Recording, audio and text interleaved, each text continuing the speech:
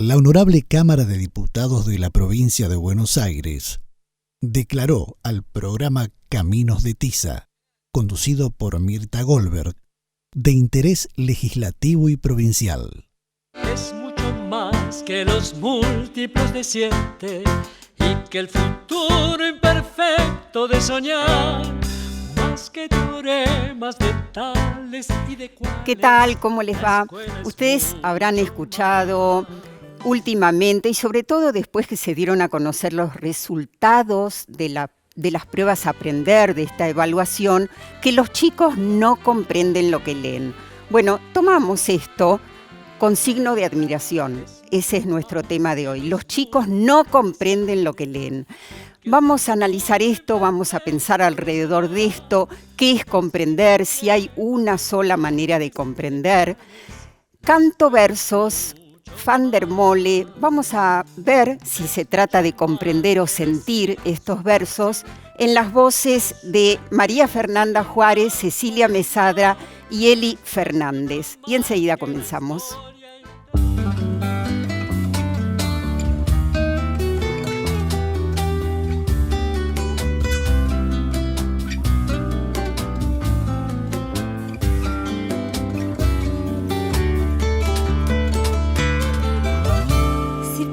En algo para decir, si pienso en alguien por quien vivir, si casi nada se tiene en pie y este segundo ya se nos fue, si en la mirada dura un fulgor atravesando tanto dolor, yo canto versos de mi sentir y los condeno a sobrevivir.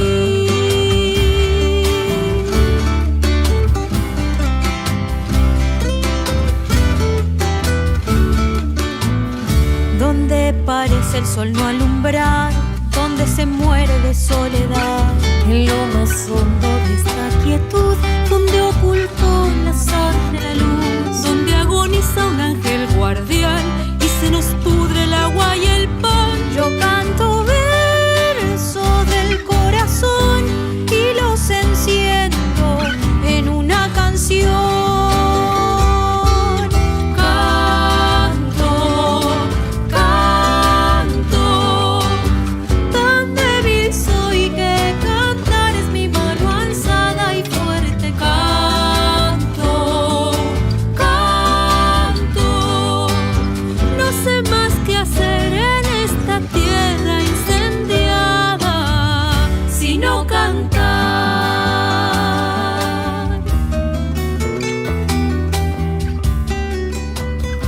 Bueno, y ya pensaremos qué es comprender un texto literario, entre otras tantas cosas. Le doy la bienvenida a nuestros invitados, Ana Espinosa, Gustavo Hola. Bombini. Gracias por estar aquí ambos. Ambos con una enorme trayectoria, cada uno en su tema. Más allá de lo que vamos a ver en el Zócalo, Gustavo, sos doctor en letras y hiciste muchas contribuciones. Voy a señalar dos que me parece que son muy significativas. En primer lugar, dirigiste el Plan Nacional de Lectura, ¿no es cierto?, del Ministerio de Educación de la Nación. ¿En qué periodo? Entre 2003 y 2007.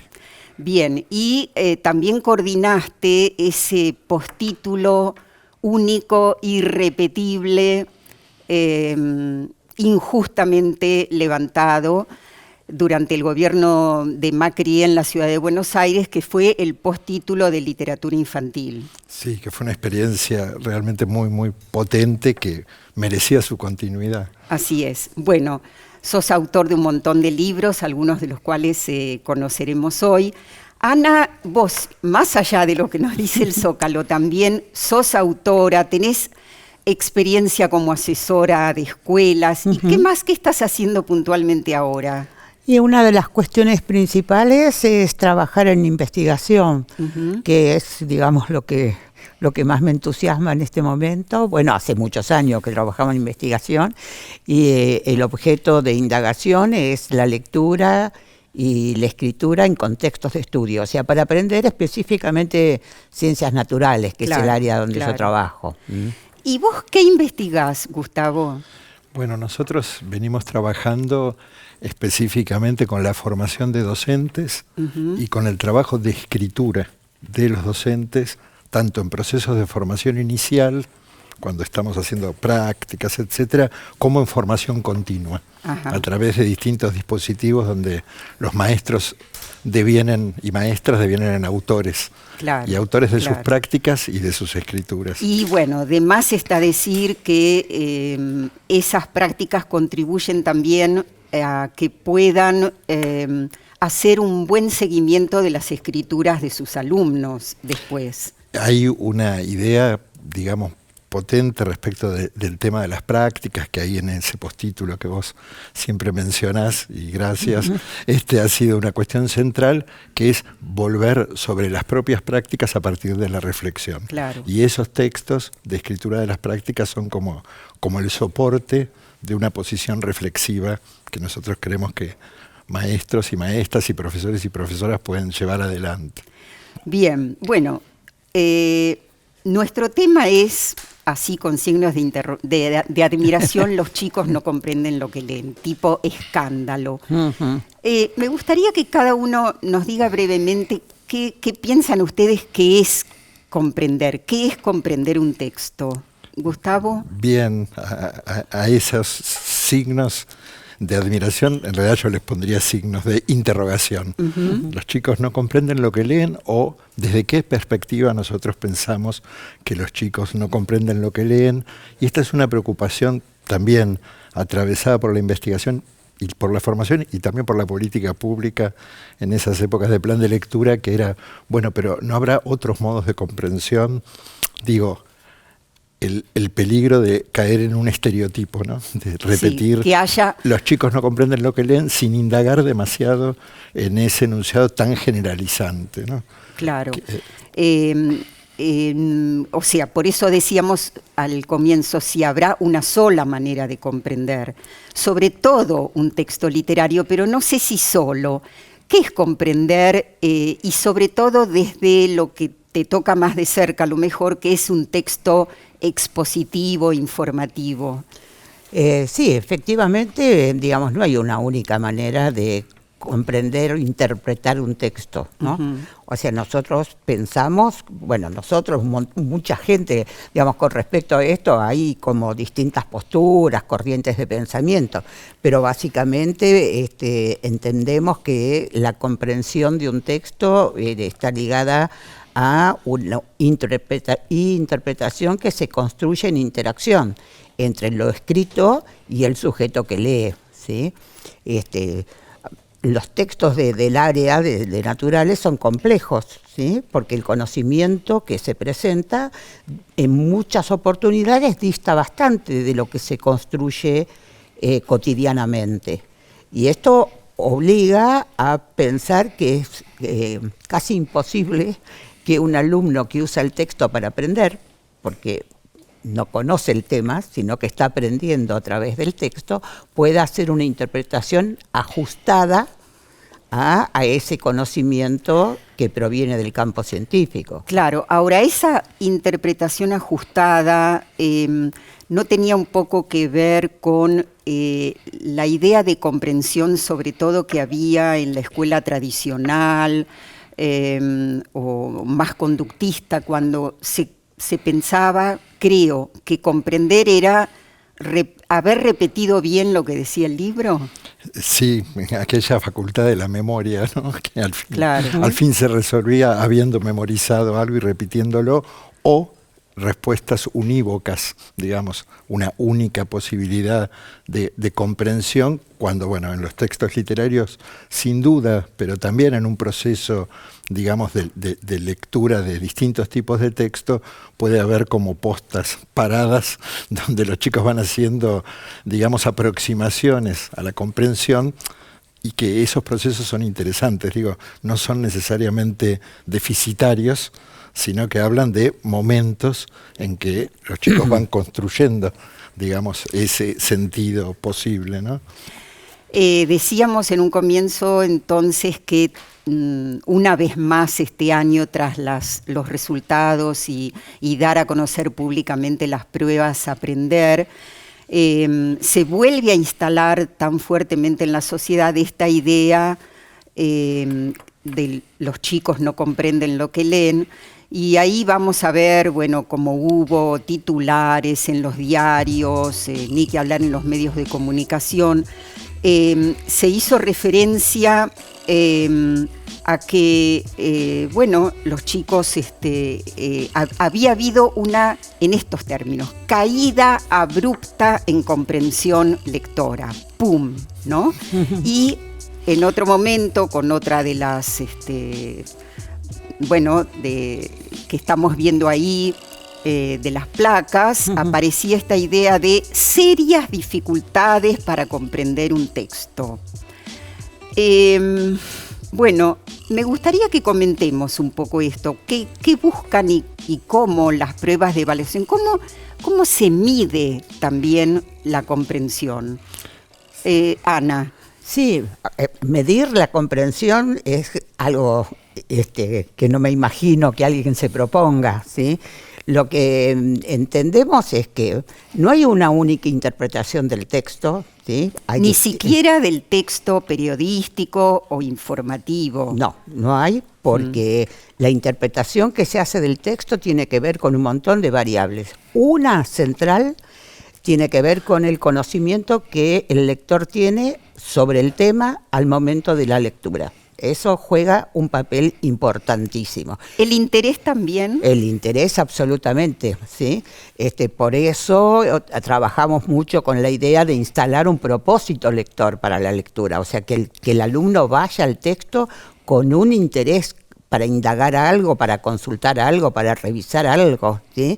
Entonces, no existe una única interpretación, repito, y además la interpretación del texto también está mediada, de alguna manera favorecida por el docente, ¿sí?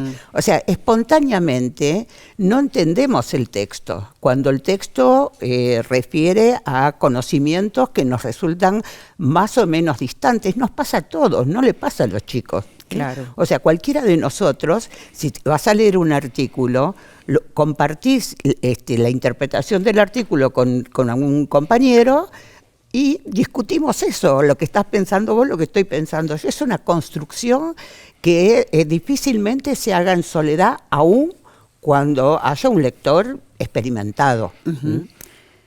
¿Coincidís, Gustavo? Sí, por un lado, el marco que vos diste, las pruebas a aprender, que pueden ser las pruebas CERCE regionales, las pruebas PISA, universales, cualquiera de ellas, digo, arrojan cierta información que en todo caso es necesaria para la toma de decisiones en la política pública. Claro. Nuestra ley de educación nacional, a diferencia de otras leyes de la región, es bien interesante, la 26.206, porque tiene un artículo por ahí que no me acuerdo cuál es, pero que de alguna manera preserva la circulación de la información acerca de las evaluaciones.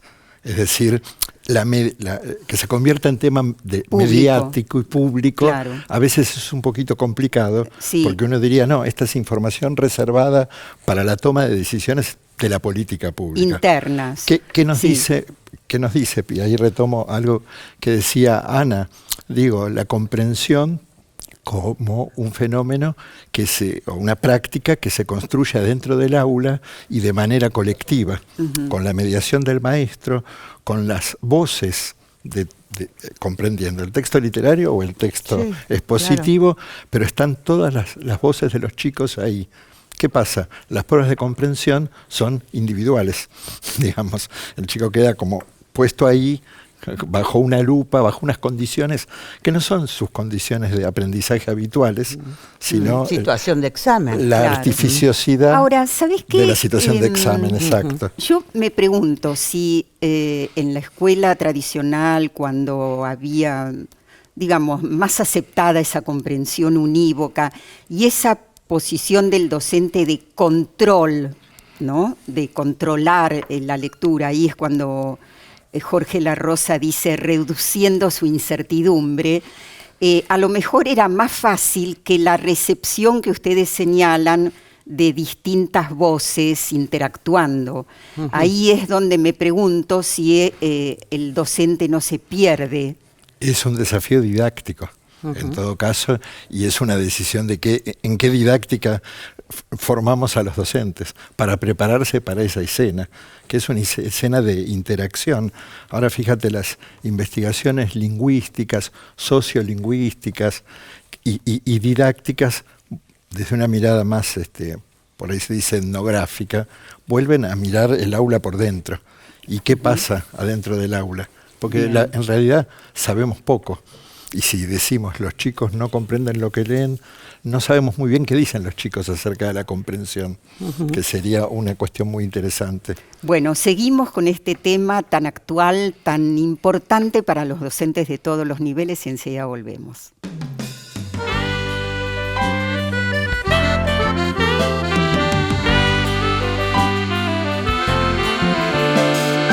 Seguimos entonces y lo que me pregunto ahora es si se enseña a comprender.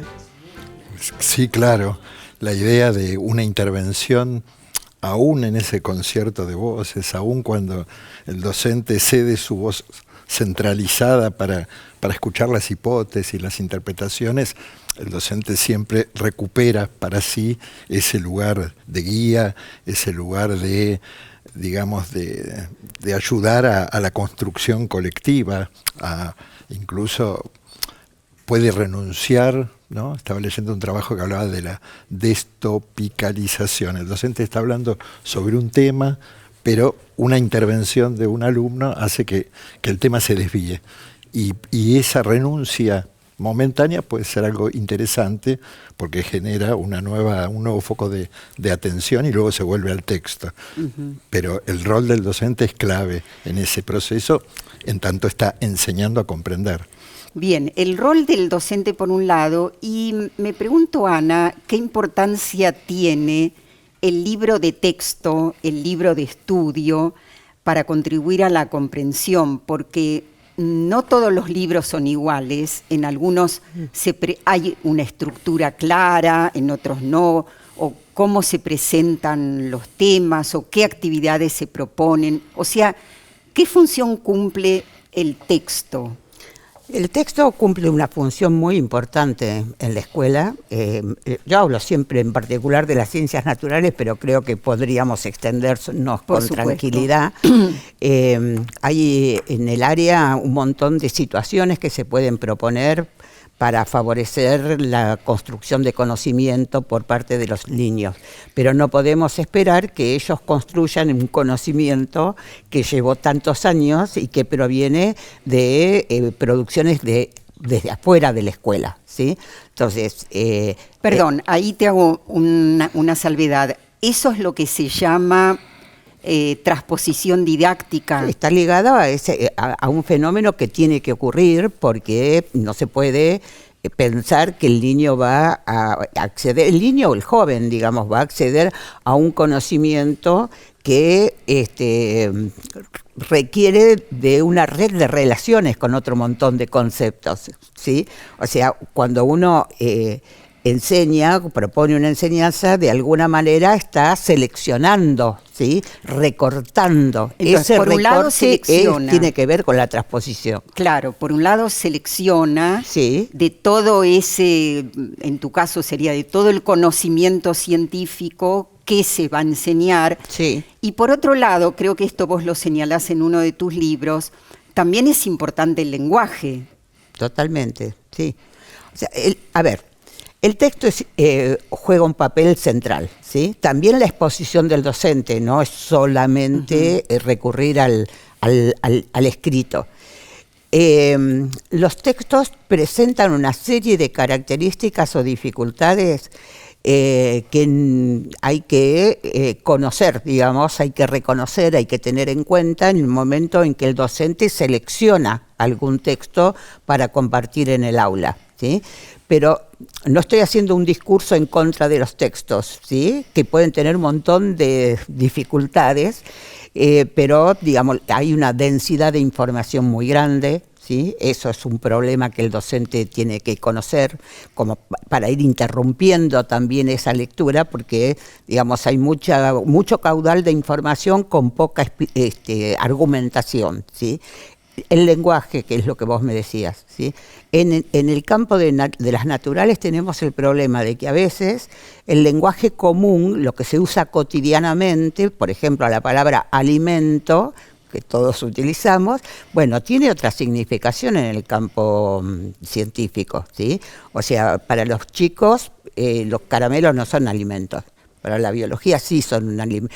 No estoy haciendo una propaganda para que se consuma caramelos, pero quiero decir que el concepto sí, porque alimenta, aporta materia y energía, ¿se entiende? Claro. Entonces, el tema del lenguaje, o sea, hay una diversidad de cuestiones que intervienen, y acá lo que juega es la intervención docente. Es el docente que está un poquito desacreditado, como que trabaja poco, y en realidad trabaja muchísimo.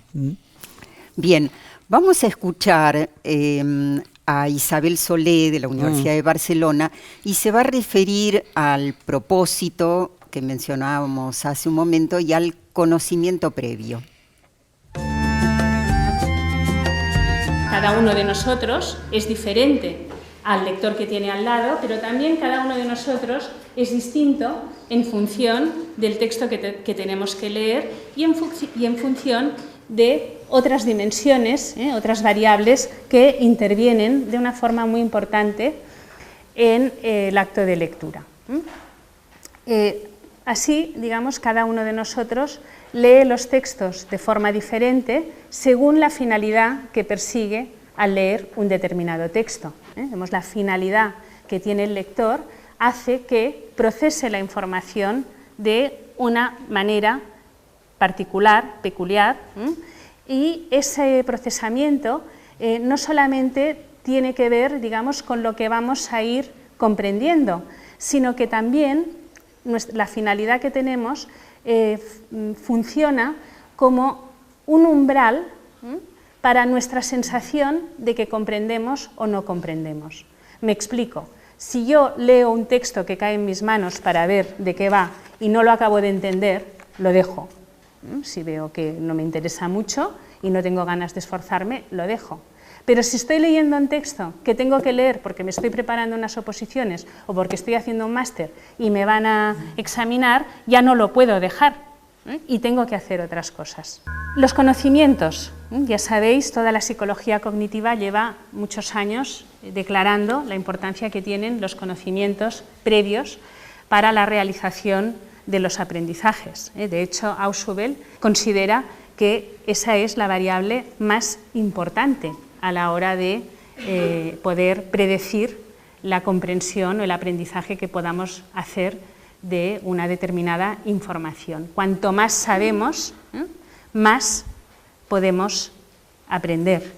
Cuanto más sabemos de un texto, cuanto más sabemos de su autor, cuanto más sabemos de esas estructuras textuales, cuanto más conocimiento previo tenemos, más podemos profundizar en la comprensión de ese texto. Por lo tanto, vuestros alumnos, igual que vosotros, igual que yo misma, igual que mis alumnos, no pueden comprender lo mismo un texto para el que poseen conocimiento previo relevante y pertinente, y además de que lo poseen, lo pueden actualizar, es decir, utilizarlo, tenerlo, digamos, en primer plano, que un texto para el cual tienen menos información, poseen menos conocimiento. A ver, conocimiento previo, propósitos. ¿Qué decís, Gustavo? Bien, pienso en la figura de Isabel Solé, ¿no?, que ha sido un referente muy importante, sobre todo en los años 90. Hemos leído esa bibliografía, la idea de estrategias de lectura, y justamente ella cita a Ausubel, que de ahí proviene, digamos, esta noción de conocimiento previo, y justo vos trajiste este recorte y se pone en diálogo con un autor con el que nosotros venimos trabajando, que es un autor canadiense que se llama Kieran Egan, que tiene textos traducidos, y Egan recupera la categoría imaginación. y quiere instalar la categoría imaginación para pensar la enseñanza en general, no solo la enseñanza de la literatura, sino también la enseñanza de las ciencias sociales, de las ciencias naturales. Actuaría la imaginación. Ahí lo que Egan dice, bueno, vamos a cuestionar, dice la teoría de Ausubel, de los conocimientos previos, que está tan naturalizada, digamos, que la hemos aceptado de manera tan naturalizada, porque por un lado podríamos decir que tenemos una incertidumbre respecto de saber cuál es el conocimiento previo de cada alumno. Yo puedo pensar que según el currículum, estos alumnos deberían saber ciertas cosas, ¿sí? Pero no sabemos en términos de las experiencias individuales, claro, y saberes subjetivas. Extraescolares. Por ejemplo. Entonces él tiene un artículo que no estaba traducido, que por ahí lo hicimos traducir, que dice, partir de lo que es una pregunta, partir de lo que el niño sabe o de lo que el niño puede imaginar. Y él dice, la teoría del conocimiento previo pareciera que está solicitando que para poder entrar en un tema el niño tiene que haber atravesado temas anteriores. Pero él se va a las ficciones, por ejemplo. Dice, y rápidamente los niños entran a hablar de sirenas, de seres imaginarios, etcétera, y ahí no hay conocimiento previo. Pero, por ejemplo, en un texto, si el docente lleva un texto periodístico de, qué sé yo, la guerra de Ucrania, no se me ocurre, no es lo mismo un alumno que tiene conocimiento previo, que ya se hizo preguntas sobre ese tema, que ya leyó, que escuchó en su familia, que aquel que no lo tiene, y ese seguramente va a ser un abordaje mejor. Y en la situación de enseñanza, entendida como un proceso colectivo, porque estamos adentro del aula, siempre digo, alguno aportará el conocimiento previo, otro aportará aquello a lo que le remite la idea de guerra, y también puede ser un saber que construye desde otro lugar y que coopera con el otro que tiene el saber más certero, ¿sí? Y en ese sentido, quiero decir, no habría unos niños que saben más y unos que saben menos, sino que en ese diálogo van entre todos construyendo una posibilidad de sentido. Digo, no hay un homogéneo para el conocimiento previo. Bien. Pensaba también qué importante es que la escuela trabaje con las familias. Sí. ¿Qué quiere decir comprender? Para que no haya este asombro, esta inquietud que instalan a veces. Sí, a ver, entiendo que la concepción de lectura ha ido cambiando, afortunadamente, como todo, digamos, como que vamos haciendo distintas interpretaciones. Había una idea hace bastante o mucho tiempo que tenía que ver con esto de, bueno, primero se enseña a leer, ¿no? Como una decodificación, un conocimiento de las letras, las palabras, y después viene la comprensión como un proceso distanciado, diferenciado. Sí. Nosotros no vamos por ese lado, ¿sí? Entonces, muchas veces existe eso como una especie de traducción de esa concepción anterior en términos de que se les pide a los alumnos que subrayen las ideas principales o que respondan a una pregunta que formula el docente, con lo cual los niños muchas veces recortan y pegan, ¿no? O sea, buscan en el texto a ver dónde dice tal cosa y la copio.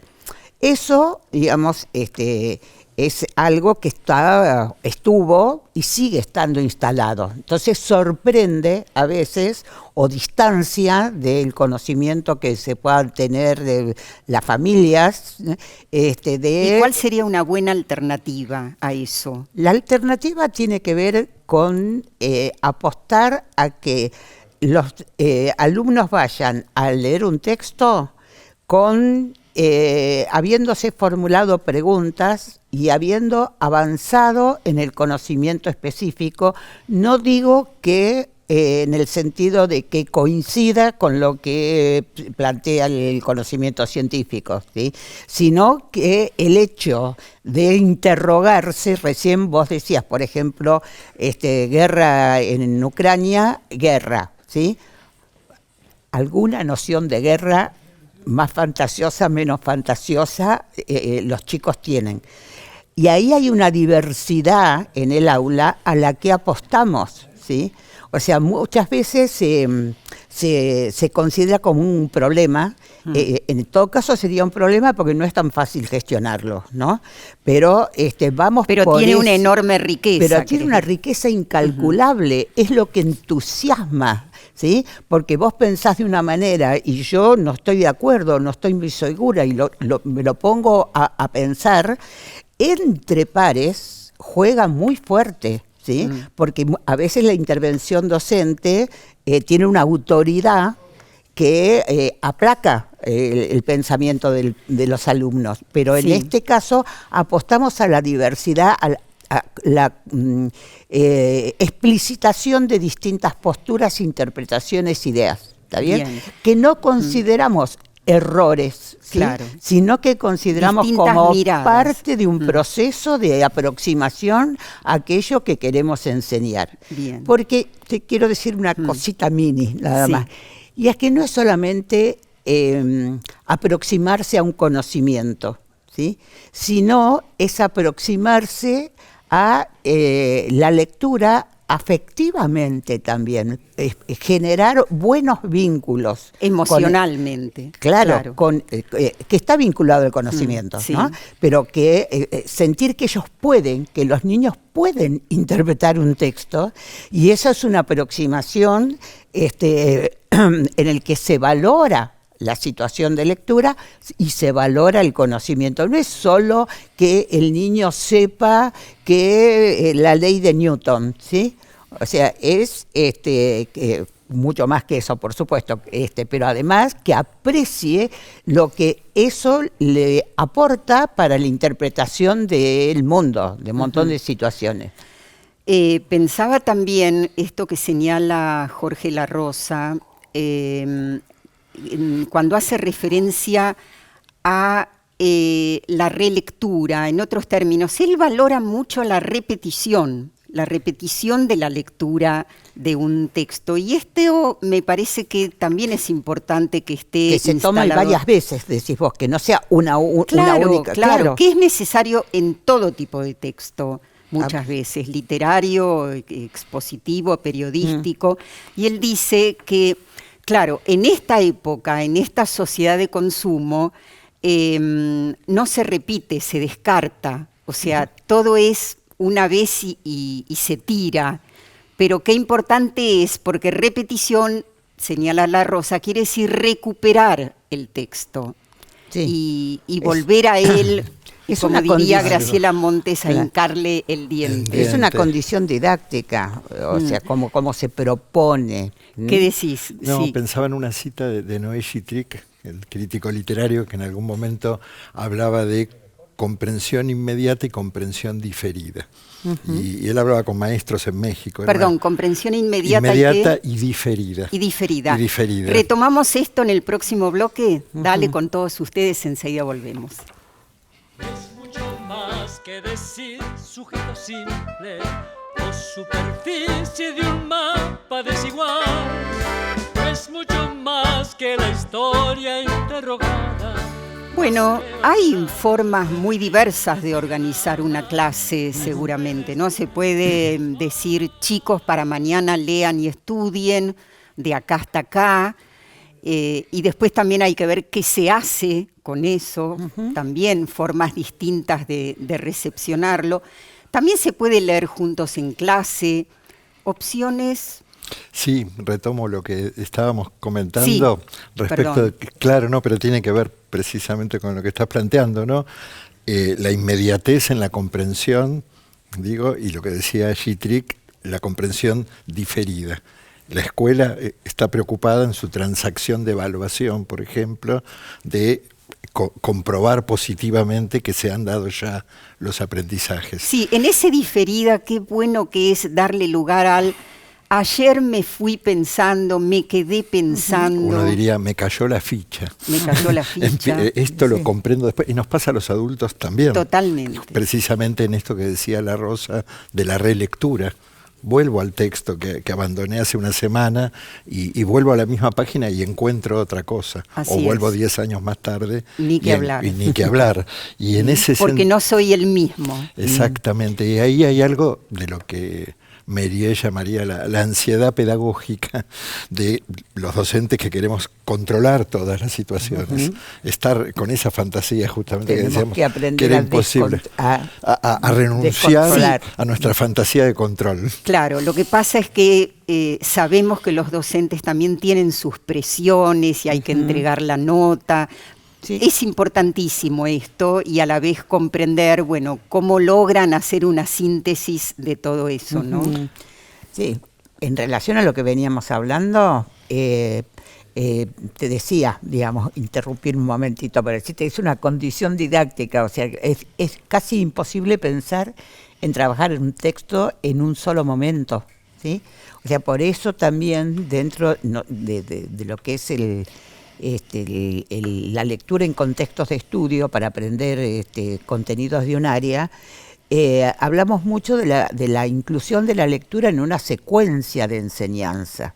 No es un momento o una clase que finaliza y hasta la próxima, ¿no? Porque muchas veces el texto no solamente que se lee de distintas maneras, se puede leer de corrido, se puede leer que inicia el docente la lectura, los niños pueden leer en parejas, pero también se vuelve a leer para ver qué pasa, qué aportan los distintos párrafos, pero también a lo largo de la secuencia, porque a veces pasa que se valora un texto en un momento que no se termina de entender en ese momento.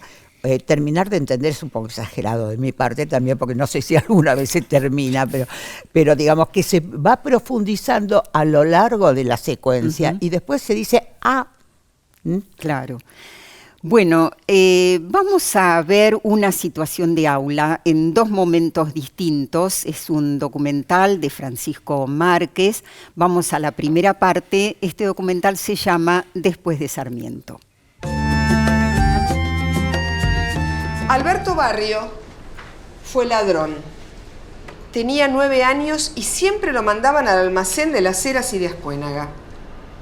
Una mañana fue a comprar una latita de azafrán. Como en una tarea secreta, don José apilaba con geométrica precisión una torre de tabletas de chocolate Águila.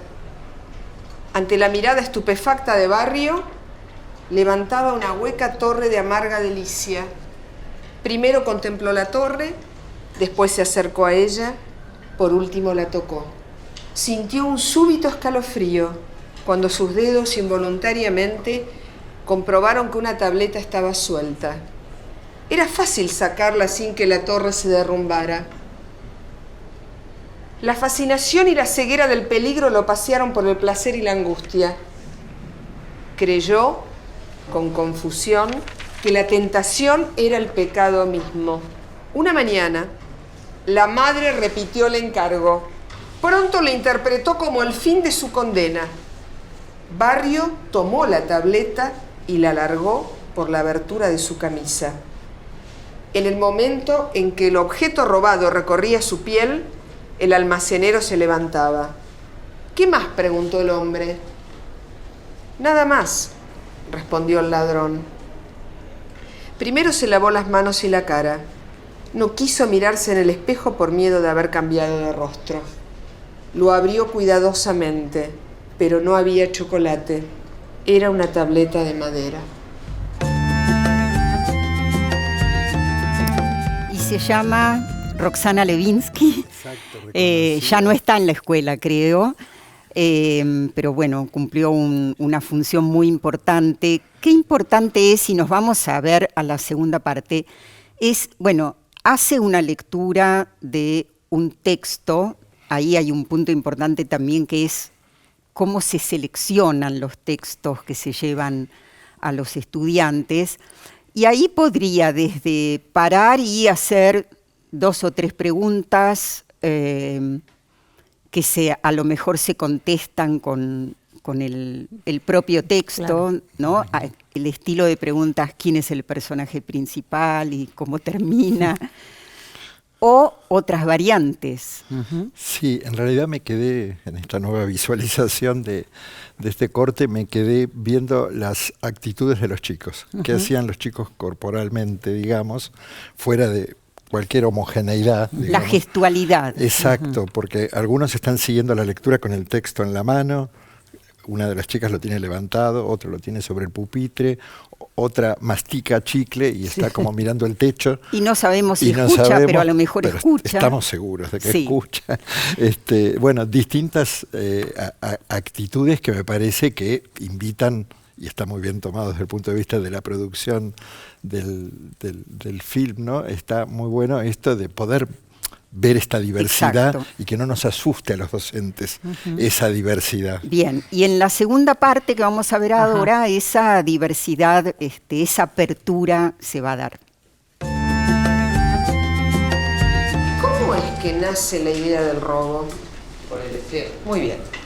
O sea, la tentación de ver algo fácil. Tentación y deseo está íntimamente ligado al robo. Señor. A ver. Un cheto te va a reconocer después de que le robes hizo de la vida, eso de capital. Espera que no comprendí. Sacate la mano de la cara. Mira, y decirlo. Sí, ponele, no, yo voy a robar. Y el chabón no me va a reconocer después porque yo no camino por esos lugares. Pero el chico iba todos los días, era un almacén de cerca de la casa, estamos hablando sobre... Cotidianamente. Cliente del almacén, digamos. Profe, pero ¿por qué no se lo pide la mamá y ya, en vez de robarlo? ¿No sabe que robar está mal? ¿Alguien puede entrar en diálogo con Brian? ¿No le enseñó la mamá que robar era mal? A veces hasta intencionalmente robar, porque por ejemplo, yo cuando era más chiquito iba a la casa de mi abuela le robaba un caramelo. Y eso también ahora le llaman robar, pero no lo hacemos a propósito, que decía, le robo caramelo y de vez. A ver, Esteban. Cuando nosotros somos niños no lo pensamos como un robo. Porque yo cuando era niño mi mamá le quitaba $1 todo eso así para comprarme caramelo. Pero no lo pensamos como un robo todo eso. Por eso. Todos somos ladrones, dice. A ver la frase filosófica de Kelvin. Todos somos ladrones, aunque sea por chiquiteza, todos somos. Porque se le dice robar cuando vos sacás algo a una persona que no es tuyo, algo que no es tuyo. Yo lo quería robar, tenía la tentación de robar. Cuando seas grande iba a ser ladrón. Está dictada como ley que esa persona que robó incluso en la adolescencia está marcado para siempre como ladrón. No. ¿Qué? Porque empezaste a robar de 14 años vas a ser chorro toda tu vida. Bueno, pero ahora escucha que robaba cuando era chico, cuando tenía mi edad, traía bici y todo, que estaban re caras y ahora que tiene toda la plata. Porque empezó a trabajar y dejó 5º año. El deseo de robar algo se activa cuando ves algo que lo deseas mucho y no lo puedes alcanzar. Bueno, qué importante que es la función del docente creando esos climas de intercambio, ¿no? Una sola cosa quiero decir, porque no vimos el documental completo. A Roxana le costó mucho que hagan silencio antes de la lectura del libro. Termina de leer y me parece importante cómo, a diferencia de aquel momento, se pueden escuchar entre ellos. Sí, se genera un clima de participación, de interés, gracias a la posibilidad que tiene cada uno de los chicos de decirle lo que siente, lo que piensa frente a la situación. Es muy buena la intervención de ella, ¿no? O sea, no es fácil, eso digo, no es fácil. Y la de dar lugar al diálogo entre ellos. Abre bien. Yo creo que se da algo interesante, hemos dicho varias veces la palabra proceso, ¿no? atender a un proceso, y quizás la psicología cognitiva en los 90 nos enseñó el proceso cognitivo, pero hay otro proceso que se da dentro del aula y de esta manera, como lo acabamos de ver, que es una especie de proceso, yo le llamaría sociocultural, porque los emergentes de sentido que sacan los chicos tienen que ver con su experiencia. La escuela Sarmiento, que es donde Roxana hizo un proyecto magnífico. De la ciudad de Buenos Aires. De la ciudad de Buenos Aires, es lo que llamaríamos es una escuela que está en lo que antes llamábamos Barrio Norte. Sí. Pero ahora está habitada por chicos que vienen de la Villa 31. Así es. Hubo una reconfiguración de la población estudiantil ahí, y Roxana, recuerdo muy bien, porque anduve cerca en algún momento con ella, pudo pensar un proyecto en función de un nuevo sujeto. Y este nuevo sujeto es el que pone el tema del robo como una experiencia cercana, y Roxana no se asusta. Claro. Y eso para mí es una construcción en clave de proceso sociocultural, de saber frente a quién estamos, a esa diversidad de pibes, y que podemos dialogar con un texto literario además de fondo. Y el documental pone en evidencia que estos chicos de la Villa 31, como decís Gustavo, son chicos pensantes, que pueden escucharse, y donde, por supuesto, la función de ese docente que tiene tan claro cómo conducir ese momento permite que aflore todo esto, ¿no? Bueno, vamos redondeando el tema, últimas reflexiones. Bueno, digamos, peloteamos distintas ideas. O sea, yo me gustaría insistir con la cuestión de que la interpretación de un texto es un proceso complejo, ¿sí? Los textos son complejos, que requieren intervención docente, fuerte intervención docente, porque interpretarlo solito es una situación muy, muy difícil de que ocurra efectivamente, y que sería deseable instalar situaciones que convoquen a los alumnos a la lectura y aprecien lo que en esa situación se puede ir construyendo, ¿sí? Como valorando la lectura, valorando el conocimiento. Bien, Gustavo, de despedida. Sí, me quedé pensando en algo que se conversó respecto de los libros de texto como el lugar de referencia, pero pensando a la vez en la diversidad de fuentes de información. Totalmente. Que tiene que ver, por supuesto, con las tecnologías, pero también, acá sale mi costado vinculado con la literatura infantil, los libros de divulgación científica, escritos especialmente para niños, pensados adentro del aula, como textos imaginativos, con múltiples sentidos, donde se cruza ciencia e imaginación, y donde en la Argentina tenemos una tradición muy interesante respecto de ese tipo de producción. Muy bien, nos vamos a la bibliografía porque se nos va el tiempo. Este libro de nuestra invitada Ana Espinosa, Adriana Casamayor y Egle Pitón, Enseñar a leer textos de ciencias, tiene sus años, pero absolutamente vigente. Y este que es muy actual, reciente, Repensar las situaciones de lectura en ciencias naturales, también de nuestra invitada, y Adriana Casamayor, que salió hace muy poquito, ¿no es cierto, Ana? El año pasado salió. Bien, y ahora nos vamos a ver la bibliografía que les proponemos de nuestro invitado Gustavo Bombini. Ahí está el primero, Miscelánea, que reúne una serie de conferencias tuyas, ¿no? Sí, distintos artículos también. Distintos artículos. Luego tenemos esta revista, Lulú Coquet, que es una revista que vos coordinás, y que es una revista de didáctica de la lengua y la literatura, donde hay además contribuciones argentinas y del exterior. Sí, traducciones y colegas, sobre todo latinoamericanos. Bien. Otro más, este es Lecturas sobre Lecturas. Es el último libro que publicaste en una editorial nueva. Y nos vamos al último. Recordemos también que estás trabajando como director de ediciones en El Hacedor. El Hacedor, sí, es mi editorial. Es tu editorial, nada más y nada menos. Reinventar la enseñanza de la lengua y la literatura. Bueno, me despido de ustedes y me despido de todos.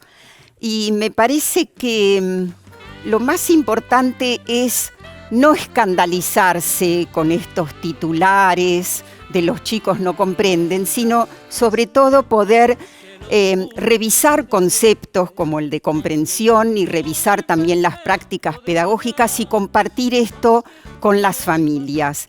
Porque de esa manera me parece que no solo las familias pueden acompañar mejor, sino también los docentes y sobre todo los docentes en la medida que sean lectores de todo tipo de textos. Gracias, hasta la próxima semana. Auspició este programa CETERA, Confederación de Trabajadores de la Educación de la República Argentina.